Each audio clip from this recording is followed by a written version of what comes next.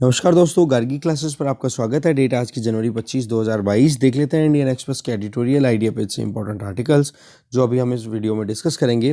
First article रहेगा the power shift in the making.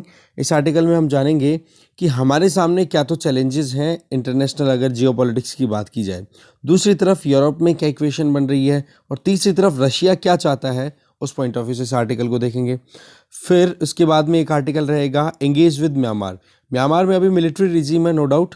तो यहाँ पर जो राइटर्स हैं वो ये सजेस्ट कर रहे हैं, चाहे डेमोक्रेटिक रिजीम हो चाहे मिलिट्री रिजीम हो, हमें हमारे इंटरेस्ट को ध्यान में रखते हुए अगर नॉर्थ ईस्टर्न रीजन में हम सिक्योरिटी और इकोनॉमिक प्रोस्पेरिटी हम चाहते हैं तो हमें म्यांमार के साथ में एंगेज करना चाहिए, चाहे रिजीम कैसा भी चल रहा हो। बाकी इसके अलावा और भी आर्टिकल्स उन पे हम नज़र डालेंगे। बाकी डिटेल में हम ये दो आर्टिकल्स ही देखेंगे। तो चलिए स्टार्ट करते हैं डिस्कशन।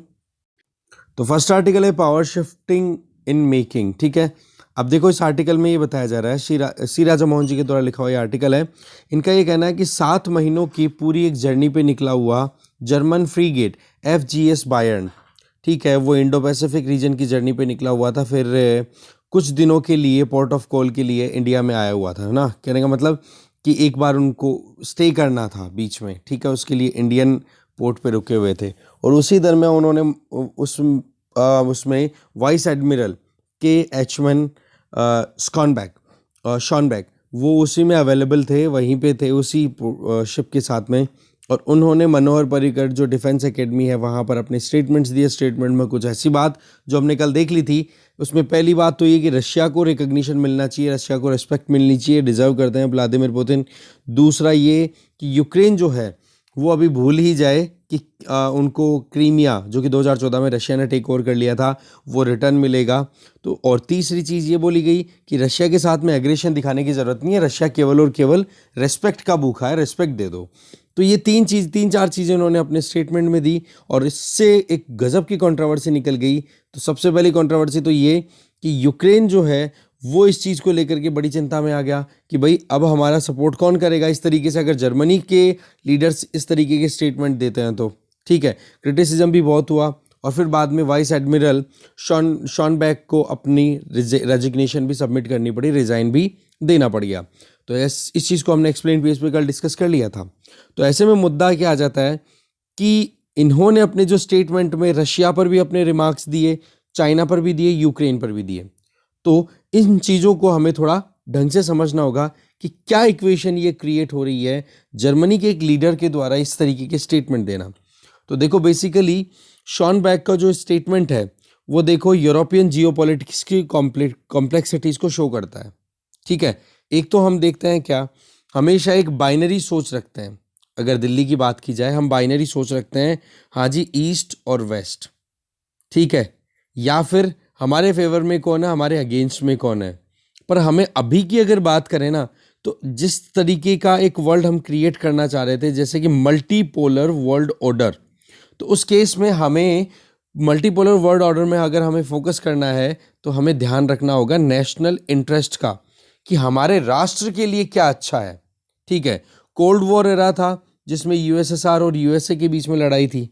ठीक है, आज अगर देखें तो अभी जो डेवलपमेंट है वो कुछ ऐसा है कि एक तरफ तो सुभाष चंद्र बोस जी का जो स्टैचू है वो इंडिया गेट पे इंस्टॉल कर दिया गया है, राइट। अब वो रहेगा, आपको पता है, होलोग्राम बेस्ड ही, जिसमें स्टैचू जो है वो अपीयर किया जाएगा, स्क्रीनिंग होगी इसकी प्रॉपर, मतलब 3D में वो अपीयरेंस की जाएगी। ओके, तो ओवरऑल बात ऐसी है कि इंडिपेंडेंस के बाद से अभी तक की परिस्थितियां देखें तो हमारे सामने अभी करंट डेवलपमेंट तो इंडो पैसिफिक रीजन है। अब इंडो पैसिफिक रीजन में चाइना जिस तरीके से अपने असर्टिवनेस दिखा रहा है, तो उसको काउंटर करने में यूरोपियन यूनियन या फिर यूरोप भी उतना ही कंसर्न है जितना US कंसर्न है, और उससे ज़्यादा हम कंसर्न है। क्यों? क्योंकि हमारी बॉर्डर भी शेयर होती है और ईस्टर्न लद्दाख में चाइना ऑलरेडी एग्रेशन दिखा रहा है। तो इसी दरमियान यूरोप के एक लीडर, यूरोप के एक कंट्री जो कि बहुत ही इंपॉर्टेंट रोल प्ले कर रहा है अभी यूरोपियन यूनियन में, दैट इज जर्मनी, वहाँ के एक नेवल ऑफिशियल के द्वारा इस तरीके के स्टेटमेंट देना कहीं ना कहीं बहुत सारी चीज़ों पर हमें ध्यान देने के लिए पुश कर रहा है कि हाँ आप फोकस करो इन चीज़ों पे। ठीक है ना। तो आज यूरोप जो है वो एशियन रीजन में बहुत ही इंपॉर्टेंट रोल प्ले करना चाहता भी और पहले भी बहुत इंपॉर्टेंट रोल प्ले किया है।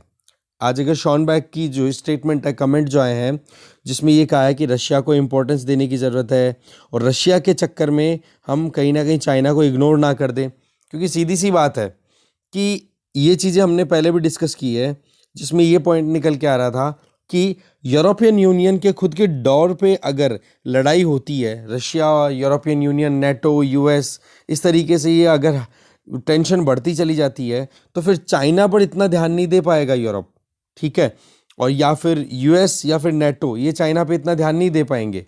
पर मुद्दा क्या आ जाता है कि आज जो रियल थ्रेट है वो कहीं ना कहीं चाइना ज़्यादा दिख रहा है बजाय कि रशिया। रशिया की अगर पॉइंट की बात करें तो रशिया केवल और केवल रिस्पेक्ट मांग रहा है। अब इन्होंने जिस तरीके से स्टेटमेंट दिए कि यूक्रेन को ये समझ लेना चाहिए कि क्रीमिया दोबारा से नहीं मिल पाएगा, रशिया जो है वो केवल केवल रिस्पेक्ट का भूखा है, इस तरीके के स्टेटमेंट्स के चलते अभी एक चीज़ और आगे क्लियर हो रही है कि एक तरफ तो यूएस और दूसरी तरफ यूरोपियन यूनियन, और फिर उसके बाद में यूरोपियन यूनियन के अंदर जिसमें जर्मनी भी यूरोपियन यूनियन का ही मेंबर है, तो अब यहाँ पर ये जो गैप है, ठीक है ना, एक कन्वर्जेंस नहीं देखने को मिल रही है, तो उसका एक ट्रेंड हमें समझ में आएगा कि ये अभी की बात नहीं है, ये पहले से ही चलता आ रहा है, ठीक है। अगर हम रशिया और यूरोप की पीस की अगर बात करें तो ये देखो, अमेरिका खुद इस चीज़ को ध्यान में रखना चाहता है।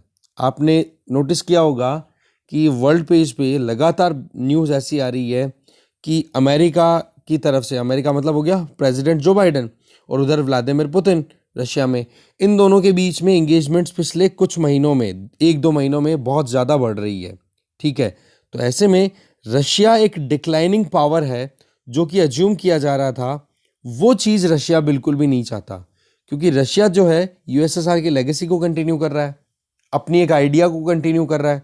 बेशक इकोनॉमिक पावर नहीं है, पर सिक्योरिटी पावर के पॉइंट ऑफ व्यू से देखे जाए, डिफेंस पावर के हिसाब से देखा जाए, तो रशिया औरों से वीक भी नहीं है।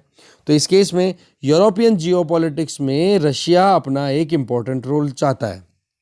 अब आ जाओ आगे, यूक्रेन की अगर बात करें तो यूक्रेन तो नेटो की मेंबरशिप के लिए कोशिश 2014 से कर रहा है, जब से क्रीमिया को टेक ओवर किया है रशिया ने, एनेक्स किया है रशिया ने। तो अब जब से क्रीमिया को टेक ओवर किया है, यूक्रेन मेंबरशिप चाहता है, तो रशिया इस चीज़ को लेकर के भी चिंता में है कि मेरे ही बिल्कुल पड़ोस में अगर नेटो की प्रेजेंस हो गई तो मेरे लिए सिक्योरिटी इशू हो जाएंगे। तो इस केस में नेटो की प्रेजेंस अगर यूक्रेन में हो, उस चीज़ के लिए रशिया बिल्कुल रेडी नहीं है, वो चाहता नहीं है। तभी तो यूक्रेन रशिया बॉर्डर पर लगभग 1 लाख से ज़्यादा मिलिट्री पर्सनल्स हैं, वो डिप्लॉयड हैं, वहाँ पर तैनात है, बिल्कुल है कि नहीं।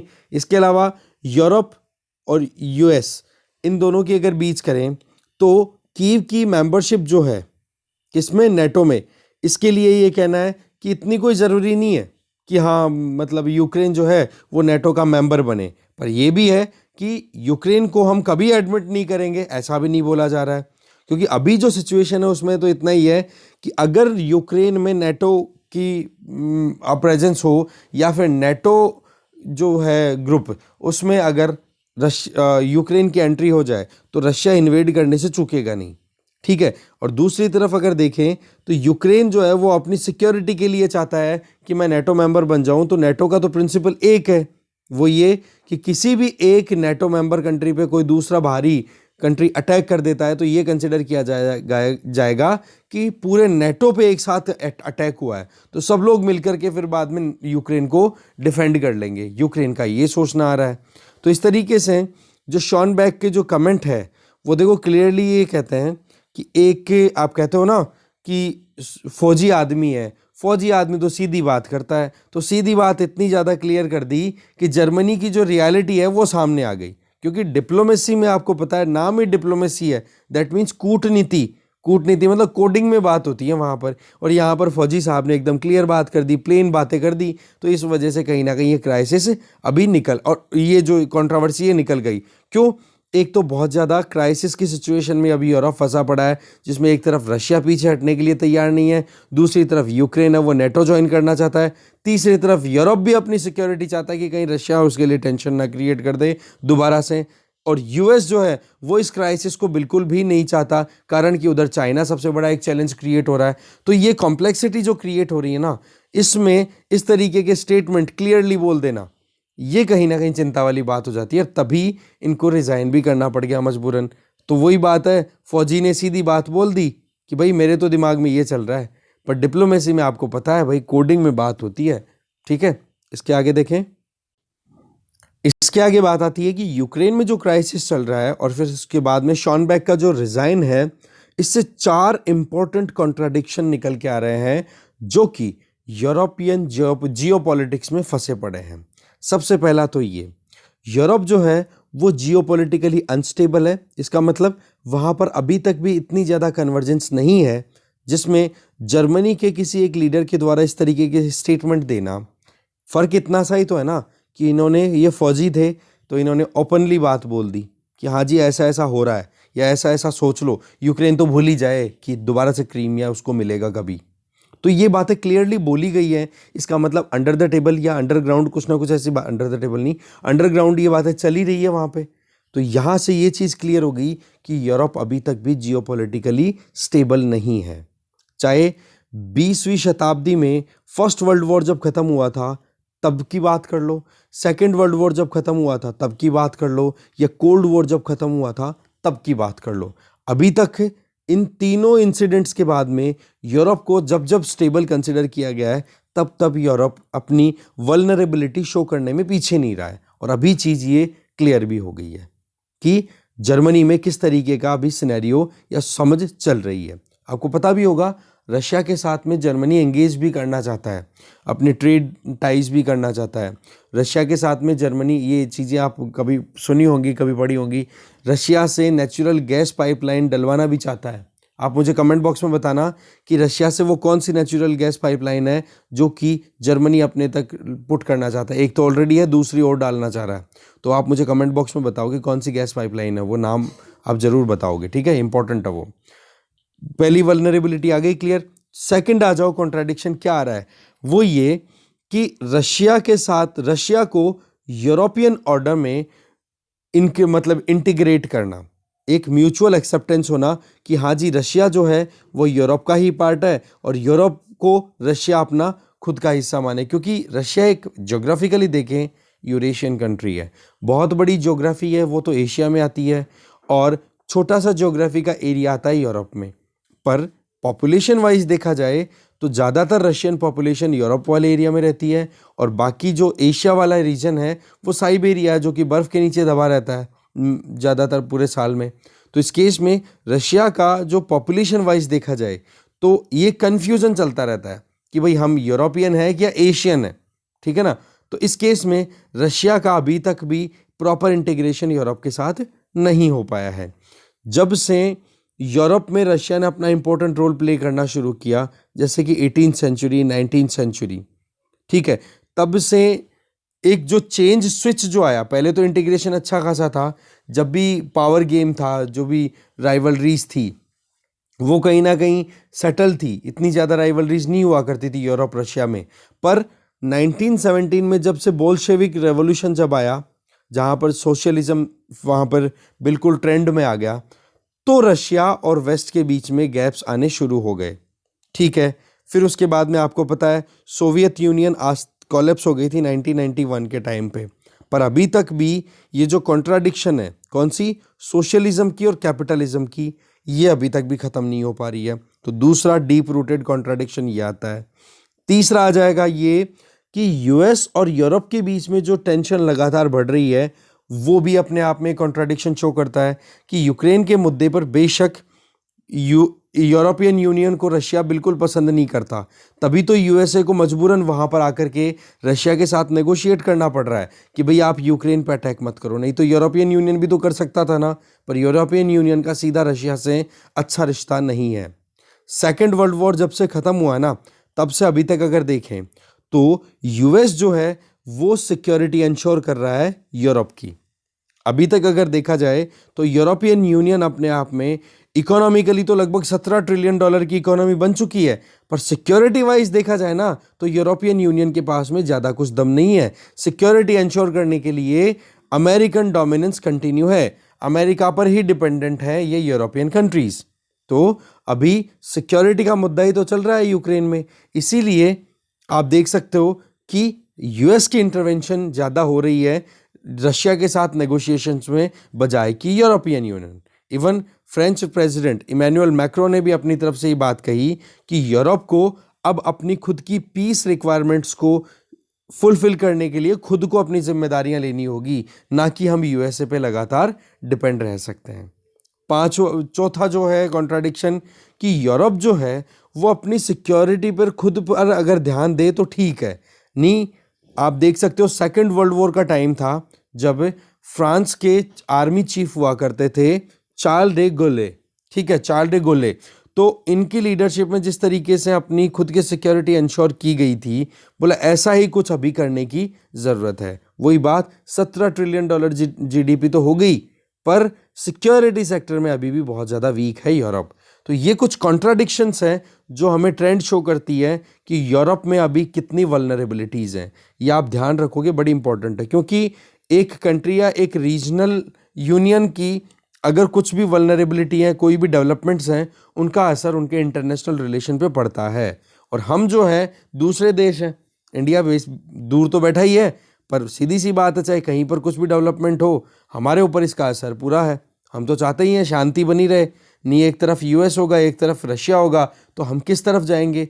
वैसे ही हमने कैसे जैसे करके S-400 एंटी मिसाइल सिस्टम है वो परचेज़ किया है रशिया से, जबकि कार्ट्सा एक्ट के अंडर में यूएसए के द्वारा सैंक्शंस लगाने की बात की गई थी। तो इस केस में हम तो चाहते हैं शांति बनी रहे, पर हमें ये जानना भी ज़रूरी है कि डेवलपमेंट क्या हो रहा है। तो ये डेवलपमेंट्स हैं यूरोप में। तो बात ऐसी है कि यूरोपियन यूनियन को जो एक डिवीज़न खुद में देखने को मिल रहा है ना, एक तो ये कि कुछ कंट्रीज़ हैं वो रशिया को फेवर करते हैं, कुछ कंट्रीज़ रशिया को फेवर कैसे करते हैं कि हमें रशिया के साथ एंगेज करना चाहिए, और कुछ कंट्रीज़ हैं वो यूएस की प्रेजेंस को बिल्कुल भी इग्नोर नहीं करना चाहते। जैसे अगर बात करें, जो कंट्रीज़ रशिया के साथ में अपनी बॉर्डर शेयर करते हैं वो यूएसए की प्रेजेंस बहुत ज़्यादा चाहते हैं, क्योंकि इनको पता है कि यूरोपियन यूनियन इकोनॉमिकली स्ट्रांग है पर सिक्योरिटी वाइज इतनी ज़्यादा स्ट्रांग नहीं है जो कि रशिया से दो हाथ कर सके। तो अगर यूरोपियन यूनियन अपनी खुद की स्ट्रेटेजिक ऑटोनॉमी चाहता है कि वॉशिंगटन यहाँ पर ज़्यादा दखल अंदाजी ना करे, तो इस केस में जो नेटो के वो मेंबर्स या यूरोप के वो कंट्रीज़ जो रशिया के साथ अपनी बॉर्डर शेयर करते हैं, वो तो एक ही चीज़ चाहते हैं कि बोले अमेरिका की प्रेजेंस तो बहुत ज़्यादा ज़रूरी है अगर हमें सेफ रहना है। तो बोले यूरोपियन यूनियन पे हम ज़्यादा डिपेंडेंट नहीं रह सकते सिक्योरिटी पॉइंट ऑफ व्यू से अगर हम देखें तो ये एक चीज़ और आ रही है, वहाँ पर एक और कॉन्ट्राडिक्शन निकल के आ रहा है। तो ये सारी कॉन्ट्राडिक्शन क्या कहती है कि जर्मनी में ये जो बातचीत हो रही है ना, ये कोई नई बात नहीं है, ये तो पहले से चलती आ रही है। चाहे आप जब से रशियन ये बोल्शेविक रेवोल्यूशन हुई है या जर्मनी की एमरजेंस हुई है वर्ल्ड प्लेटफॉर्म पे। अब आपको पता है आपने वर्ल्ड पॉलिटिक्स वाली वर्ल्ड हिस्ट्री वाली जो बुक है 10th क्लास की, वो अगर पढ़ी है तो आपको आइडिया होगा कि जर्मनी बनना शुरू कब होता है, जब बिस्मार्क वहाँ पर स्टेट प्राइम मिनिस्टर बन के निकलता है। फिर उसने धीरे धीरे करके 19th सेंचुरी के सेकंड पार्ट में जर्मनी क्रिएट किया था। नहीं उसके पहले तो प्रूशिया और ये अलग अलग रशिया, प्रूशिया, पोलैंड, क्या नाम है, ऑस्ट्रियो हंगेरियन एम्पायर, इनमें से निकल कर छोटे छोटे स्टेट्स को इंटीग्रेट किया गया था कि जर्मन स्पीकर हो, जर्मन कल्चर है तुम्हारी। तो second part of the 19th century में जर्मनी बन के आता है, और आज जर्मनी यूरोपियन जियोपॉलिटिक्स में बहुत ही इंपॉर्टेंट रोल प्ले कर रहा है। आज जब से ब्रेग्जिट हुआ है ना, यूके बाहर निकला है, तब से जर्मनी और फ्रांस ये दो ही बड़ी इकोनॉमी या बड़ी पावर्स हैं, बाकी इतनी ज़्यादा स्ट्रांगली रिप्रेजेंट होने वाली पावर नहीं है। तो इस केस में जर्मनी के एंगेजमेंट यूएसए के साथ में और जर्मनी का रोल यूरोपियन यूनियन में ये बहुत ज़्यादा इंपॉर्टेंट हो जाता है। फिर आगे राइटर ये बताना चाहते हैं कि यूक्रेन को लेकर के चाहे कितना ही कॉन्फ्लिक्ट हो, कितनी ही बातचीत हो, पर ये जो कॉन्ट्राडिक्शंस यूरोप में चल रही है ना, इनको हमारे लिए समझना ज़रूरी है। हमारी जो टेंडेंसी रहती है ना ईस्ट वर्सेस वेस्ट, इसको हमें छोड़ना होगा। हमें नेशनल इंटरेस्ट को देखना होगा, और नेशनल इंटरेस्ट को देखें तो हमें थोड़ा सा हमारी मॉडर्न हिस्ट्री को अगर खंगालें तो आइडिया क्लियर हो जाएगा कि जैसे हमने नेशनल मूवमेंट के टाइम पे हमारा जो फ्रीडम स्ट्रगल था, उसमें हमारे जो इंटरेस्ट को फुलफिल करने वाले कंट्रीज़ के साथ में हमने एंगेज किया, और रिजल्ट ये रहा कि हमने अंग्रेज़ों को भगाने में कहीं ना कहीं इंटरनेशनल कोऑपरेशन पाया भी था। बात होती है 18th सेंचुरी की। यूरोपियन पावर्स कॉम्पीट कर रही थी उस टाइम पर कि कहाँ पर किसको पावर मिलेगी। 18th सेंचुरी, जब आपको पता है मॉडर्न हिस्ट्री में, आप स्पेक्ट्रम या फिर विपिन चंद्रा में आपने पढ़ा है, जिसमें आप देखते हो कि जो इंग्लिश थे या ब्रिटिश थे उनकी जीत होती है बाकी सब के ऊपर। इंडिया की अगर बात करें, जहाँ पर पोर्चुगीज़ भी आते हैं, फ्रेंच भी आते हैं, डच भी आते हैं, इन सब के साथ लड़ाई होती है। अल्टीमेटली विक्टोरियस कौन इमर्ज होके आता है? जो अंग्रेज़ थे वो। इसके अलावा इंडियन प्रिंसेस थे, उन्होंने अंग्रेज़ों को भगाने के लिए, ठीक है, अपने अंग्रेज़ों को भगाने के लिए इंटरनेशनली अपनी बहुत एंगेजमेंट्स कंटिन्यू रखी थी। सुभाष चंद्र बोस की बात करें तो उन्होंने भी जापान के साथ एंगेज किया, जर्मनी के साथ एंगेज किया। तो बोलो ये आइडियाज़ क्या शो करते हैं कि कॉन्ट्राडिक्शन अगर यूरोप में रहता है, जैसे कि अभी भी दिख रहा है रीसरफेस होता हुआ, तो उसे हमें समझना चाहिए। हमें हमारे नेशनल इंटरेस्ट को ध्यान में रखना चाहिए। जैसे कि हमारा पहला टारगेट था फ्रीडम गेन करना, तो अभी हमें चाहिए कि हम हमारे इंटरेस्ट को कैसे फुलफिल करें। ब्रिटेन और फ्रांस दोनों के बीच में एक बहुत गजब की राइवलरी रही, लंबे टाइम तक रही। ऐसी बात भी नहीं है कि ख़त्म हो गई सेकंडों में, ठीक है। और उन ब्रिटेन और फ्रांस की जो लड़ाइयाँ थी वो 18th सेंचुरी के जो युद्ध हुए थे, जो इंडिया में भी लड़े गए थे और उधर भी देख सकते हो ऑल ओवर वर्ल्ड अलग अलग जगहों पर, कनाडा में भी लड़ा गया, कनाडा, यूएस और वहाँ पे यूरोप में कंटिन्यू चल रहे थे ये लड़ाइयाँ। अब जर्मनी है वो 19th सेंचुरी में एक बड़ी पावर निकल के आता है, ठीक है। 20th सेंचुरी में हमारे जो रेवोल्यूशनरीज थे, क्रांतिकारी जो लोग थे, उन्होंने ब्रिटिश रूल को उखाड़ फेंकने के लिए बर्लिन के साथ एंगेज किया। इसका एक एग्जाम्पल है कि राजा महेंद्र प्रताप सिंह ने काबुल में 1915 में एक राष्ट्रीय सरकार स्थापित की थी और उसको सपोर्ट किसने दिया था? इंपीरियल जर्मनी ने। फिर आ जाओ, सोवियत रशिया एक लीडर के तौर पे इमर्ज होकर के आता है कि एशिया में भी कुछ पावर्स हैं जो कि यूरोपियन इंपीरियलिज्म को सीधा काउंटर कर सकती है। तो उस टाइम पर धीरे धीरे फिर मॉस्को के साथ हमारे लीडर्स की एंगेजमेंट बढ़ी। फिर आ जाओ आगे, जब सेकेंड वर्ल्ड वॉर का टाइम था तब सुभाष चंद्र बोस नेताजी ने जर्मनी और जापान के साथ हमारी एंगेजमेंट की, जो कि अलाई कंट्रीज़ के बिल्कुल ऑपोजिट थे, एक्सिस कंट्रीज़ थे ये। तो ये नई पावर्स निकल के आ रही थी। इसके अलावा सिंगापुर में सुभाष चंद्र बोस जी ने, आपको पता ही है, जापान के सपोर्ट से 1943 में हमारी खुद की एक प्रोविजनल गवर्नमेंट स्टैब्लिश कर दी थी, जिससे कि सब कॉन्टिनेंट से ब्रिटिश एम्पायर को ख़त्म किया जाए और कैसे भी करके इंडिपेंडेंस गेन की जाए। तो ये चीज़ें क्या शो कर रही हैं? National interest. तो हमने इंडिपेंडेंस के लिए जो स्ट्रगल किया था, एशिया का जो सिचुएशन थी वर्ल्ड वॉर फर्स्ट और सेकंड के बीच में, उनमें जहाँ जहाँ पर भी कॉन्ट्राडिक्शन देखने को मिले हमें यूरोप में, उन कॉन्ट्राडिक्शंस को हमने एक्सप्लॉइट किया और अभी भी ऐसा ही कुछ कॉन्ट्राडिक्शन निकल के आ रहा है।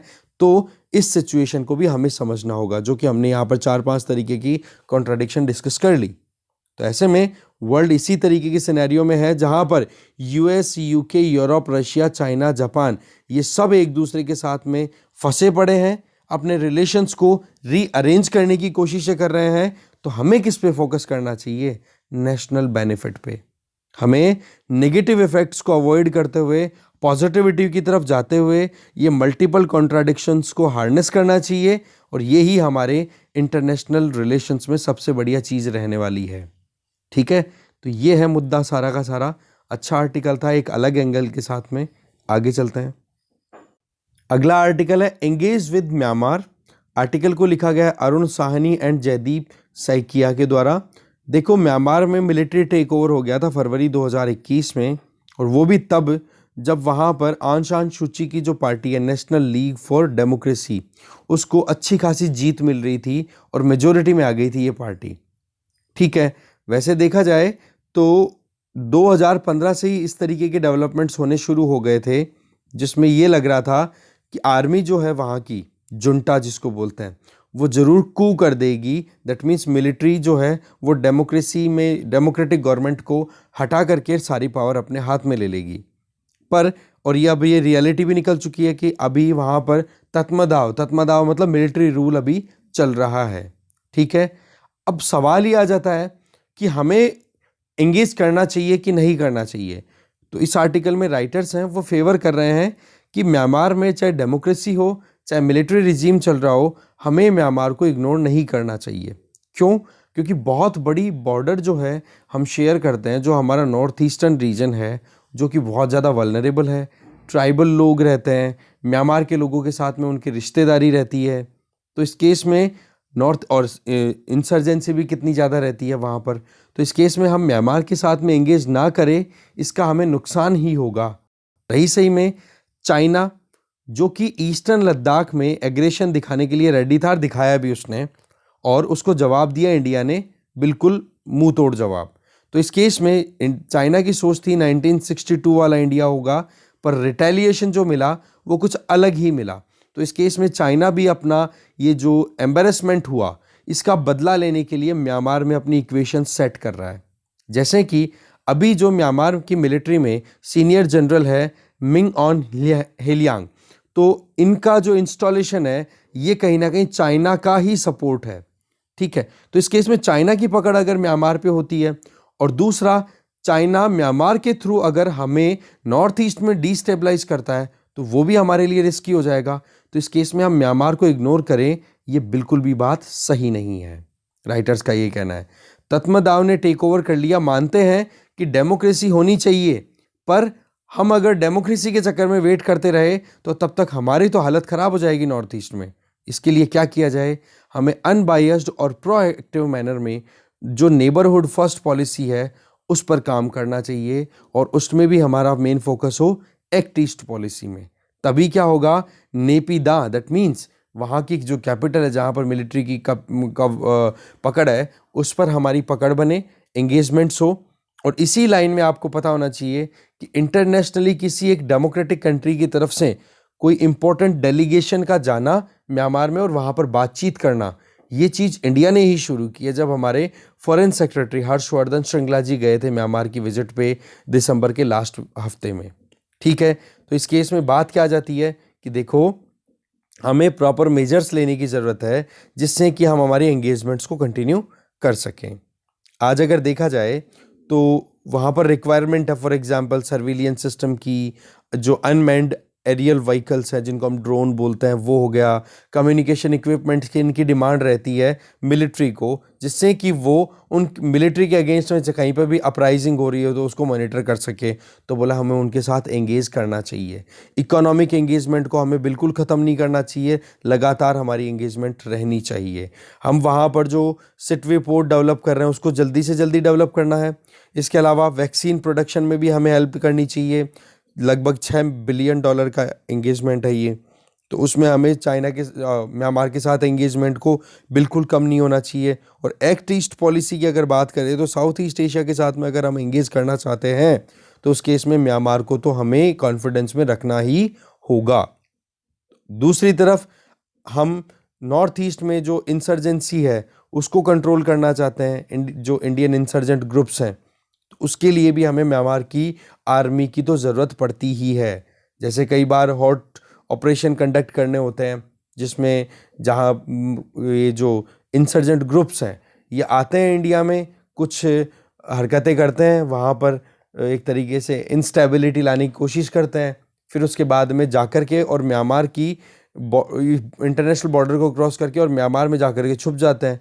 तो इस केस में वहाँ पर क्या इंडियन आर्मी जा सकती है? बिल्कुल भी नहीं। तो वहाँ पर इंडियन आर्मी तभी एंटर हो सकती है जब म्यांमार के रिजीम के साथ हमारी एंगेजमेंट कंटिन्यू।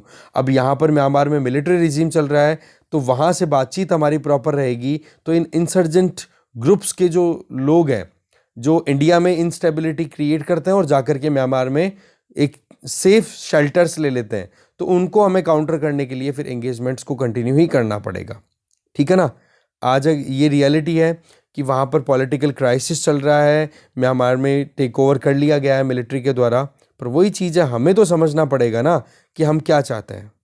वहाँ पर अगर देखा जाए तो लार्ज स्केल पर सिविल डिसोबीडियंस मूवमेंट चल रहा है कि कैसे भी करके म्यांमार की आर्मी को वहाँ के लोग सपोर्ट ना करें, म्यांमार के लोग जो हैं वो सरकारी कामों में एंगेज ना करें।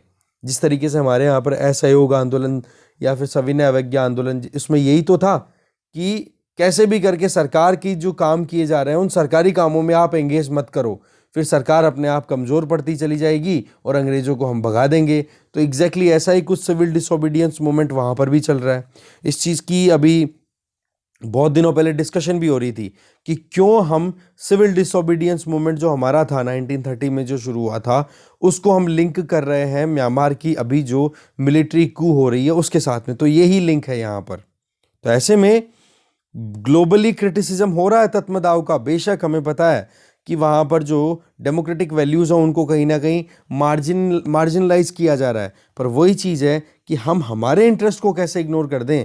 क्योंकि म्यांमार में अगर कहीं हमारी एंगेजमेंट डाउन होती है तो चाइना अपने पत्ते खेलने में पीछे नहीं हटेगा। रही सही में चाइना उस म्यांमार की मिलिट्री के द्वारा जो इंडियन इंसर्जेंट ग्रुप्स हैं उनको प्रोमोट करवा करके हमें डिस्टेबलाइज कर देगा नॉर्थ ईस्ट में, तो वो हमारे लिए ज़्यादा रिस्की हो जाएगा।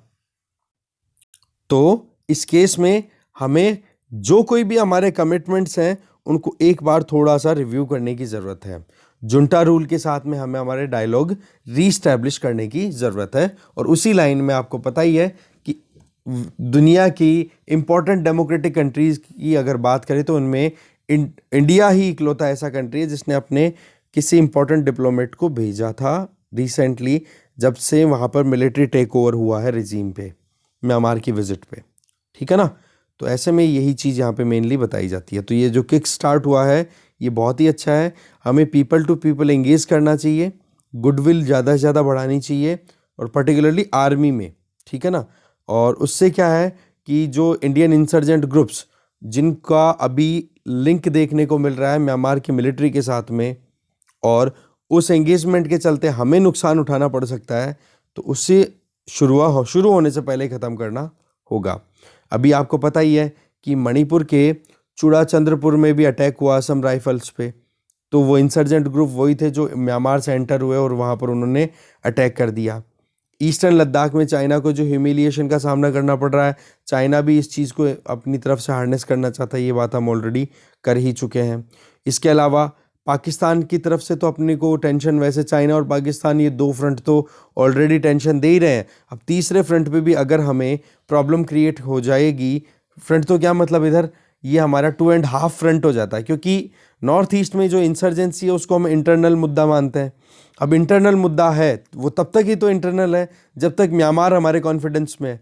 अब म्यांमार अगर कॉन्फिडेंस से निकल गया तो कहाँ इंटरनल मुद्दा रह जाएगा, फिर ये भी इंटरनेशनली हो जाएगा। जिस तरीके से टेररिज्म को प्रमोट किया जाता है पाकिस्तान के द्वारा, वैसे ही अगर म्यांमार में ही नाराज़गी रही इंडिया के लिए, तो म्यांमार भी फिर बाद में इंसर्जेंसी नॉर्थ ईस्ट में लगातार बढ़ा देगा, क्यों हमारे साथ में एंगेज करेगा। तो इस केस में जो भी पॉइंट्स हैं इनको हमें समझना होगा। म्यांमार की एंगेजमेंट, म्यांमार को हम लाइटली नहीं ले सकते कि आज ये डेमोक्रेसी आएगी तभी हम करेंगे। भाई यूरोप और अमेरिका ये तो कितने दूर पड़े, इनको क्या फ़र्क पड़ता है, ये तो कमेंट कर देते हैं 2 मिनट में।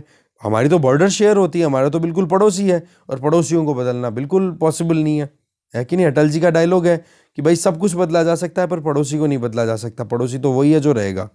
ठीक है ना। बस हाँ, उनके साथ में आप नेगोशिएट करो, बातचीत करो, कुछ अपने कंसर्न्स बताओ, कुछ उनके कंसर्न सुनो, सेटलमेंट करो। तो बोले यही चीज़ है, हमें कैसे भी करके म्यांमार के साथ एंगेज करना चाहिए। ठीक है, यही चीज़ है हमारे इंटरेस्ट में। आगे चलता है। फिर ये जो नेक्स्ट आर्टिकल है द ग्रोइंग गैप, इस आर्टिकल में देखो इनइक्वालिटीज़ के बारे में बताया हुआ है कि किस तरीके से नरेगा में जॉब्स की रिक्वायरमेंट हो रही है, अनएम्प्लॉयमेंट लगातार बढ़ता चला जा रहा है। ठीक है, पैसे वाले बनते चले जा रहे हैं, गरीब गरीब बनते चले जा रहे हैं। इससे संबंधित बहुत सारे डेटा अवेलेबल है, पर हाँ एक्यूरेसी हम नहीं ला सकते कि एक्यूरेटली कहाँ पर कितना इंक्रीमेंट हुआ है, कितना कम हुआ है, इनकम डिस्ट्रीब्यूशन में कितना ज़्यादा गैप्स आ चुके हैं। पर इसी लाइन में एक और चीज़ ऐड हो गई है, वो है people's research on India's consumer economy price, जो एक मुंबई बेस्ड थिंक टैंक है, उसके द्वारा अपनी एक पेपर रिलीज़ की गई है, जिसमें क्या बताया है, सीधा कल ही हमने डिस्कस किया था कि जो बॉटम 20% हाउस होल्ड्स है ना, उनकी इनकम 2015-16 से 2020-21 के बीच में 53% तक रिड्यूस हो गई, जबकि टॉप 20% जो रिच लोग हैं उनकी 39% तक राइज हुई है इनकम इसी पीरियड के टाइम पे। तो आप देख लो कि इनइक्वालिटीज़ कितनी ज़्यादा हैं। और रही सही में कोरोना, जिसको ऑक्सफैम ने ऑलरेडी एक इनइक्वालिटी वायरस बोल रखा है, उसने और ज़्यादा वैसे ही डिस्ट्रेस क्रिएट कर रखा है। तो यही चीज़ यहाँ पे बताई जा रही है। फिर इस चीज़ को और थोड़ा खोल के बता दिया, ज़्यादा कुछ इतना काम का है नहीं। फिर आ जाओ हर राइट टू वियर। यहाँ पर आर्टिकल ये है कि एक गवर्नमेंट कॉलेज में जो कि उडुपी कर्नाटका में है, वहाँ पर एक स्टूडेंट को 7 स्टूडेंट्स को क्लास अटेंड करने से मना कर दिया क्योंकि उन्होंने हिजाब पहन रखा था। अब हिजाब पहनना उनके रिलीजियस सेंटिमेंट्स के हिसाब से बिल्कुल सही है। तो यहाँ पर सवाल जो था वो ये, एक जो कर्नाटका के एजुकेशन मिनिस्टर और उस कॉलेज के जो प्रिंसिपल, उन्होंने ये बोला कि यूनिफॉर्मिटी लाने के लिए ज़रूरी है कि लड़के और लड़कियाँ अपनी अपनी यूनिफॉर्म में आए, और जो एक पैटर्न है वहाँ पर बोले रिलीजियस सेंटिमेंट्स को बाहर छोड़ कर के आओ अगर आप एजुकेशन में आते हो तो राइटर जो हैं, एडिटर हैं, वो सीधा कह रहे हैं कि हमारे यहाँ पर रिलीजियस प्रैक्टिसेस के लिए फंडामेंटल राइट्स अवेलेबल है, और हमारी जो सोसाइटी है एक बार उसको समझो तो सही कि कितनी मल्टी कल्चरल सोसाइटी है, मल्टी रिलीजियस सोसाइटी है। हम कैसे इस डाइवर्सिटी को इग्नोर कर सकते हैं, है कि नहीं। स्टूडेंट्स के लिए अगर आप इस तरीके से उनकी बिलीफ सिस्टम को ध्यान में रखते हुए उनके एजुकेशन के लिए जो दरवाजे हैं वो बंद करोगे तो कितनी गलत बात होगी।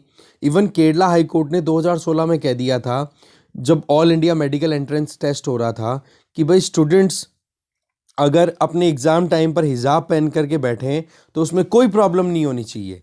ये एक अपने आप में उनकी रिलीजियस प्रैक्टिस का एसेंशियल पार्ट है, तो उसको आप कैसे रिलीजियस सेंटिमेंट्स को इग्नोर कर सकते हो। इसके अलावा एडिटर बोल रहे हैं फिर इसका मतलब तो जब एक सिख बॉय है, ठीक है, वो अगर एग्ज़ाम देगा तो वो तो टर्बन पहनते हैं, अपने सिर पे पगड़ी पहनते हैं, तो पगड़ी खुलाओगे आप उनसे। एक बंदा जो अपने हाथों पर सेक्रेड थ्रेड जिसको हम बोलते हैं मोली या फिर राखी, वो बांध करके अगर एग्ज़ाम दे तो क्या उसको आप एग्ज़ाम देने से निकाल दोगे? तो बोले ये चीज़ें ठीक नहीं है। अगर हम वेस्टर्न आइडियाज़ की बात करें, जहाँ पर सेक्युलरिज्म शुरू हुआ फ्रांस में, जिसको लाइसिते बोला जाता है वहाँ पर, वहाँ की लोकल लैंग्वेज में, जिसमें मोनोटोनस लाइफ की तरफ जाने की ज़्यादा टेंडेंसी रहती है कि पब्लिक लाइफ में रिलीजियस इशू, रिलीजियस थिंग्स को आप नहीं ला सकते। मतलब आप कहीं पे गवर्नमेंट जॉब में जा रहे हो तो वहाँ पर आप अपने धर्म के नाम पर कुछ करना चाहो, ऐसा कुछ नहीं है। तो वहाँ का सिस्टम और हमारे सिस्टम में रात दिन का अंतर है। तो ऐसे में हम इस तरीके की इश्यूज क्रिएट करेंगे, और वो भी माइनॉरिटी कम्युनिटीज़ के लिए, तो हमारे कॉन्स्टिट्यूशनल प्रोविजंस को कहीं ना कहीं डाउट में ला देता है। और इस चीज़ को लेकर के कल भी हमने डिस्कशन किया, उसी लाइन में एक और चीज़ ऐड हो गई है यहाँ पर, ठीक है ना। आगे चलते हैं। फिर देखो ये जो आर्टिकल है नर्चरिंग द रिकवरी, इसमें ये बताया जा रहा है कि आरबीआई के द्वारा अकोमोडेटिव स्टांस कंटिन्यू रखनी चाहिए इकोनॉमी को रिवाइवल देने के लिए। फिस्कल डेफिसिट को कंट्रोल करने के चक्कर में कहीं हम अगर मार्केट में पैसे को घूमने से रोक देंगे तो ये प्रॉब्लम हो जाएगी। एनपीएस लगातार बढ़ते चले जा रहे हैं, और अगर इसी तरीके से मार्केट में अगर डिमांड रुक गई एक बार फिर से तो बोलो प्रॉब्लम हो जाएगी। तो इस आर्टिकल को आप खुद से पढ़ोगे, ठीक है ना। चीज़ें वही है जो हम ऑलरेडी पढ़ चुके हैं। इस आर्टिकल में बताया जा रहा है बिगर बैंक फॉर बजट बक। इस आर्टिकल में देखो इनके द्वारा ये बताया जा रहा है कि बजट में क्या क्या अभी एक्सपर्ट्स हैं वो डिमांड कर रहे हैं, क्या क्या हो सकता है। तो यहाँ पर भी केवल कयास हैं ज़्यादातर, ठीक है। तो इस पे भी आप खुद से ही नज़र डालोगे। दोनों इकोनॉमी से रिलेटेड आर्टिकल्स हैं, पर ये आर्टिकल्स ऐसे हैं जो शॉर्ट टर्म में हैं, ठीक है। पर हाँ, एक बार पढ़ोगे ज़रूर आप इन दोनों आर्टिकल्स को, ठीक है। तो इस डिस्कशन में इतना ही था। ये दोनों आर्टिकल्स आप ज़रूर पढ़ लेना भाई, मैं पहले बोल रहा हूँ, ठीक है। Thank you very much for watching this video.